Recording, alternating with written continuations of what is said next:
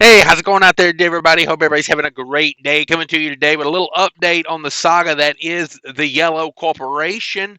So, if you guys aren't aware, Yellow has been trying to restructure their business after changing their name back to Yellow from Yellow Roadway. They are trying to integrate all of their subsidiaries into one giant super regional carrier, as they're calling it. So they've already integrated Ready Way out west, and they're trying to integrate Holland and New Penn in as well. The union is not taking to this too kindly. I know some people that work for Holland, and Holland has always said they are going to remain separate. And I have told those people that's typically not how big business works. You know, they're going to want to integrate eventually. That way they can do everything as one. And Yellow's saying their thing is they want to integrate so they're not uh, double double dip in certain markets, I guess is how I say it. Like certain markets, they've got Holland terminals and Yellow terminals in the same market, and they're kind of competing for the same freight against themselves. And the same thing with New Penn out east. So let me read you this story here. I want to get into it. It's an interesting story going on right now. The Teamsters have rejected Yellow's proposed changes again. It says the International Brotherhood of Teamsters said that it has rejected a change of operations presented by less than truckload carrier Yellow Corp after talks between the two parties broke down on Thursday. The IBT, International Brotherhood of Teamsters, said the carrier efforts to push through the current changes would subvert bargaining and violate Article 7 of the union's constitution, which lays out the grievance process.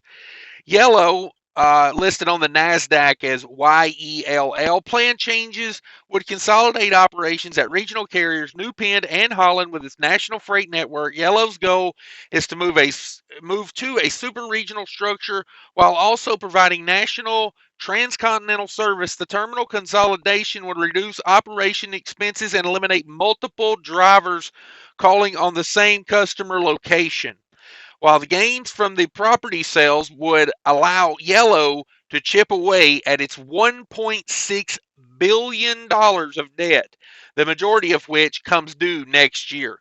So they're trying to eliminate some markets with double terminals and, competing for the same freights, what it looks like they're trying to do here. The IBT General Secretary Treasurer Fred Zuckerman and I have been all over this country meeting with our freight members who repeatedly tell us the company's proposed changes to the contract are unacceptable, said Sean O'Brien, Teamster General President, in a notification. The proposed COO would realign zip codes covered by more than 200 terminals in the East, Central, and South regions, redefine work rules, and require some employees to rebid for jobs. Yellow's management said that a total of 28 terminals would be closed in the process.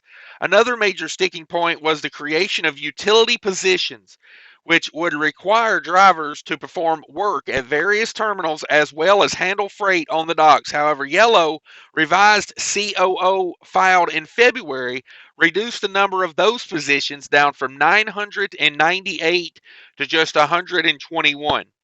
The Teamsters demand that established work standards and contractual protections be maintained, that primary lanes be preserved, and traditional road driver classifications and dock workers be protected. So they want dock workers to remain dock workers and drivers to remain drivers. They don't want them. They don't want drivers working the dock, but I know like a lot of LTL jobs, truck drivers work the dock, and I know that's a fact at some Holland and some Yellow locations already. So I guess they don't want more of that, but they've already allowed some of it. It says the union also said it canceled an upcoming meeting with Yellow planned for April 5th and 7th. So it sounds like Yellow's having a real time with the union here, and the union's really sticking to what they're wanting and what they're trying to do. Um, This says the union rep said Yellow doesn't want to push this to a vote because we know the Teamsters Constitution and they know our members will unanimously reject the proposal. O'Brien said this company doesn't get to run around and ignore workers' rights. We're not playing games. However, the carrier disagrees. In a statement provided to FreightWaves, Yellow called on the IBT to put it to a vote. So the Teamsters is saying they don't want to put it to a vote, but Yellow's saying that's exactly what we want. So I'm like, didn't you guys just have a meeting? Like, was none of this talked about? However, the carrier disagrees. Okay, yeah, they want to put it to a vote. Unfortunately, the IBT has been mischaracterizing. This is a statement from Yellow. Unfortunately, the IBT has been miscategorizing our statements and positions. The statement said, for months we have worked in good faith with more than 100 local unions as Teamster leadership and to address issues and concerns of our employees. Let employees make their own decisions about Yellow's continued modernization efforts and their future job security. Yellow executed a similar restructuring of 89 YRC freight and ready weight facilities in the West last year. Those modifications received IBT approval. Yellow maintains the full overhaul of the network is vital to its success and something its customers are demanding. Uh, Yellow says, as we listen to our employees, we have also listened to our customers who have determined that what they prioritize speed, reliability, and competitive pricing. The statement read, with one Yellow changes underway, we are providing enhanced service in the West and hope to continue building on our success. In a time when today's trucking industry predominantly non-union, our One Yellow strategy will help preserve more than 22,000 well-paying union jobs, Yellow said. This is an unfortunate attempt to halt Yellow's modernization efforts, which have been in the works and well publicized since 2019. That is true. They have been working this plan for a few years now. The current back and forth is likely a prelude of more to come. The labor contract between the two parties expires March 31st, 2024. So they've got about a year. But the big thing is working this new plan. And O'Brien has recently vowed to fight like hell to secure lucrative agreements. There you go. Um, yeah, heading into negotiations with the union LTL carrier T-Force Freight, a TFI international company, and ArcBest, also known as ABF, the LTL division. However, labor negotiations with Yellow won't be likely to begin until later this year, bearing a major inflection in the macroeconomic backdrop. The Teamsters Union will find itself once again bargaining with a financially struggling Yellow. Yeah, it seems like every time their union contract comes up, Yellow's kind of like spent all their money and kind of looking for bailouts from everybody. Um, Coincidence? I don't know, maybe.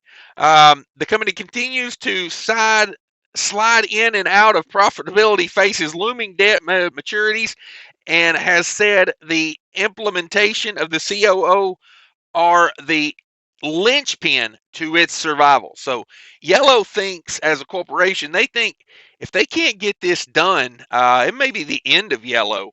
The 1.2 million member union is continuing to take a harder look at Yellow's finances and analyze its ability to maintain operations under the existing agreement, the union said in a statement.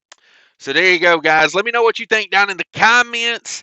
I know some Holland guys out there that say Holland will never be part of Yellow, as far as there'll always be separate terminals and separate trucks.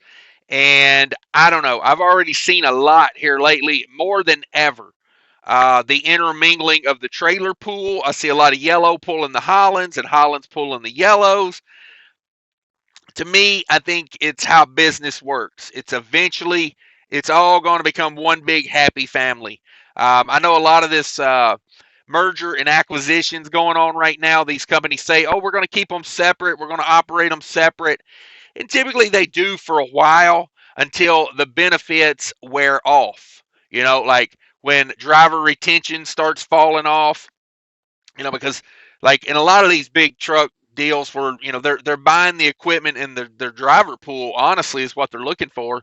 And when the driver pool starts to fall off because you're working for a different company, they just kind of start, like Heartland does this a lot. They'll keep different trucks and trailers for a while, but when it's time to buy new trucks and trailers, they'll come in and they put Heartland stickers on them. So we'll just have to wait and see. I'm keeping track of this saga for you, so if you want to keep up with it, be sure to smash that like button and subscribe and ring the bell. Thanks, everybody, for watching. I do appreciate it. Be sure to take care of each other out there. And as always, remember, people are more important than trucking.